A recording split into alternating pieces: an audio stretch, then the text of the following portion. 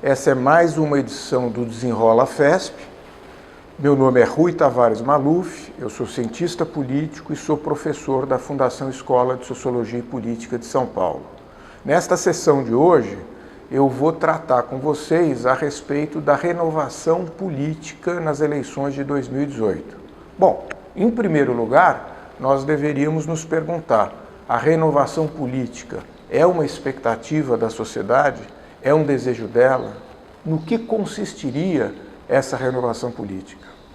De maneira geral, por uma tradição muito brasileira, com foco excessivo no sistema político presidencialista, sempre que a gente está pensando nas eleições, nós estamos pensando nas eleições para o Poder Executivo, no caso atual, para presidente da República e talvez com um pouco menos de atenção para os governadores estaduais, ainda que esses cargos, ou este cargo de governador, seja também muito importante. Então, se nós estamos pensando em renovação, muitas vezes nós estamos pensando exatamente nesses cargos.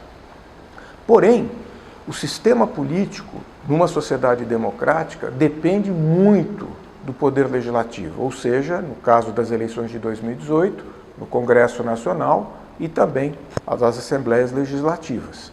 Portanto, nós temos que levar em conta que nós estaremos votando agora em 2018 para renovar ou para manter deputados federais, estaduais e também senadores, para que efetivamente as próximas legislaturas possam funcionar com renovação maior, ou seja, troca dos nomes que aí estão, ou menor.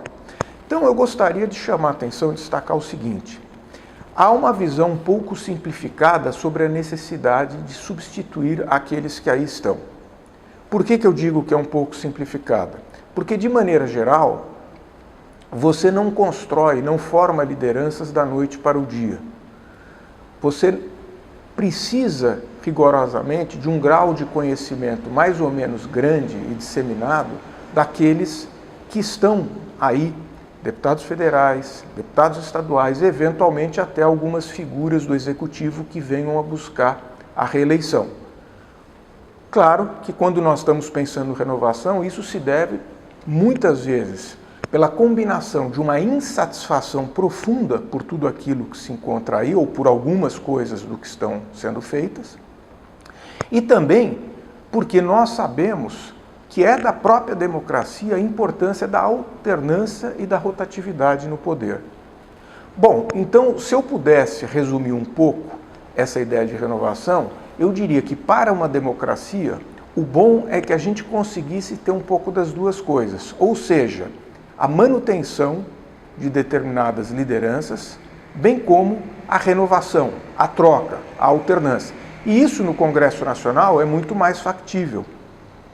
Mas também é bom lembrar que no Congresso Nacional, como nas Assembleias Legislativas e no Senado, não há uma limitação de mandatos. Ou seja, se você, eleitor, quiser a cada eleição renovar o mandato daquele que aí está, você tem esse direito. Isso é diferente do Poder Executivo, como a gente sabe, que você só tem direito a um mandato subsequente. Eu gostaria de agregar o seguinte, para você ter uma ideia, se você já é eleitor há mais tempo, ou se você está se tornando eleitor agora, que na nossa tradição brasileira, ao contrário do que a gente imagina, a gente até que tem uma renovação muito grande. Pelo menos se a gente imagina a renovação como uma comparação entre a legislatura que está sendo eleita agora e aquela que está sendo concluída. Nesse sentido, a depender da casa legislativa que nós estamos examinando, nós temos, por vezes, renovações que se aproximam até de 50%, o que é muita coisa, se compararmos com o legislativo de outros países. No entanto, se nós formos comparar com figuras que já estiveram em algum momento no legislativo, em legislaturas anteriores e não conseguiram se reeleger nessa que está concluindo agora, bem, aí a renovação diminui um pouco, já é menor. Então, o que me parece importante trazer aqui para vocês, que é a leitura que eu faço do sistema político brasileiro e da necessidade de renovação, é que a gente procure pensar muito bem o que rigorosamente nós queremos renovar. Não pode ser tão somente as pessoas. E mais do que isso, seria muito relevante que nós auscultássemos a nós mesmos, procurando nos perguntar e responder: quais são os valores que eu esposo?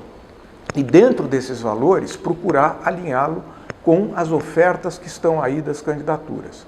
Mais importante do que tudo isso é que você procure alinhar a candidatura para o executivo, tanto estadual quanto federal, como para os legislativos. É muito importante que aqueles que irão nos governar, que estejam nos poderes executivos federal e estaduais, que eles contem com uma boa dose de apoio nos legislativos. Isto é alguma coisa essencial e nem sempre o eleitor leva isso em consideração.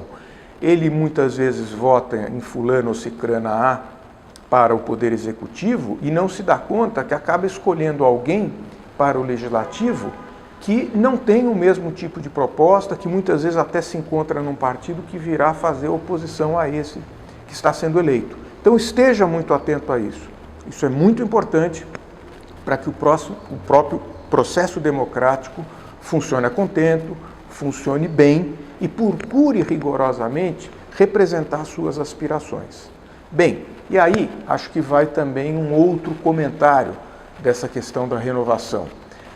Veja você que nós temos, no atual quadro político-partidário brasileiro, 35 partidos.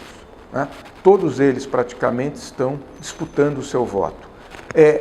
Isso poderia parecer para nós algo muito democrático, afinal de contas, temos tantos partidos, eles representariam um grande arco de forças, de aspirações e tudo mais.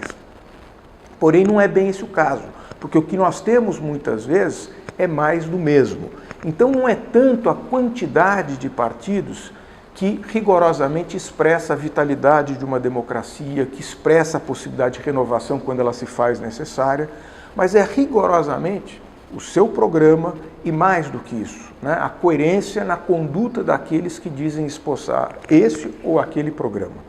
Então, também leve isso em conta.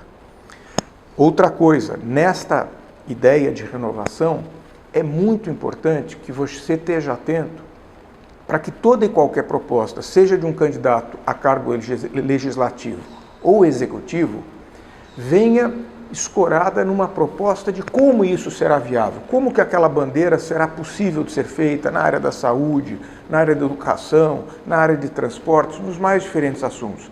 Isso significa o seguinte, que a execução de uma política, de um projeto de lei que se torna lei, não é uma coisa automática. É preciso saber como viabilizá-la e quase sempre a viabilidade de uma proposta depende de uma sustentação orçamentária, de um financiamento.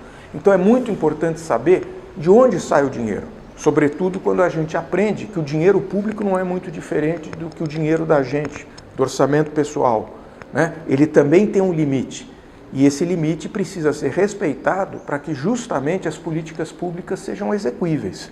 Quando a gente acaba gastando muito mais do que a gente arrecada, fica muito difícil de fazer com que o país funcione a contento e que possa propiciar um desenvolvimento social e econômico para a nossa sociedade.